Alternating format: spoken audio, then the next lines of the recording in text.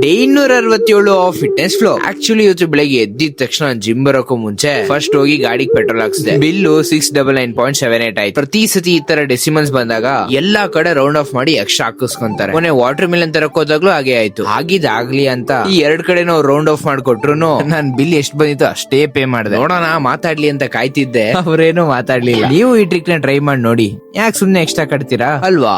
Round of ಮಾಡಂಗಿದ್ರೆ ಕಮ್ಮಿಗೆ round of ಮಾಡ್ಲಿ, ಯಾಕೆ ಜಾಸ್ತಿ ಮಾಡ್ಬೇಕು?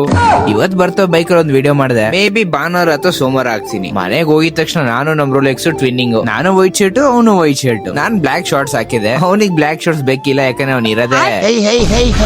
ಮುಚ್ಚೋ ಬಾಯಿ, ಎಲ್ಲರೂ ಹೋಗ್ಬಿಡ್ತೀಯ. ಗುರು ಬರ್ತಾ ಬರ್ತಾ ಈ ನಿಯೋ ಜಿಮ್ಮು ರಶ್ ಆಗ್ತಿದೆಯಪ್ಪ. 20 ನಿಮಿಷ ಸುಮ್ನೆ ಐಡಲ್ ಆಗಿ ಕುಂತಿದ್ದೆ, ಯಾವ ಲೆಗ್ ಮಿಷಿನ್ ಖಾಲಿ ಇರ್ಲಿಲ್ಲ. ಆ ಗ್ಯಾಪ್ ಅಲ್ಲಿ ನಮ್ ಚಿಕನ್ ಅಂಗಡಿಗೆ ಫೋನ್ ಮಾಡಿ 200 ಗ್ರಾಮ್ ಮುಡ್ದು ಬಿಡ್ರಿ ಅಂಕಲ್. ಓಕೆ ಬಾ ರಾಜಾ ಅಂತ ಅವರು. ನೆಕ್ಸ್ಟ್ ತಿರ್ಗ ಅದನ್ನ ತಗೊಂಡೋಗಿ ಬಾರ್ಬಿಕ್ಯೂ. ನಾವೇನ್ ಮಾಡಕ್ ಹೋಗ್ಲಿಲ್ಲ, ನಾವ್ ಬರೀ ಗಾಳಿ ಬೀಸ್ತಾ ಇದ್ವಿ ಅಷ್ಟೇ. ಇದೊಂದು ತಿಂದ ಹಾಕೊಂಡ್ವಿ. ಇವತ್ತಿಗಿಷ್ಟೇ, ಸಿಗೋ ನಾಳೆ. ಬೋಯ್ ಬೋಯ್.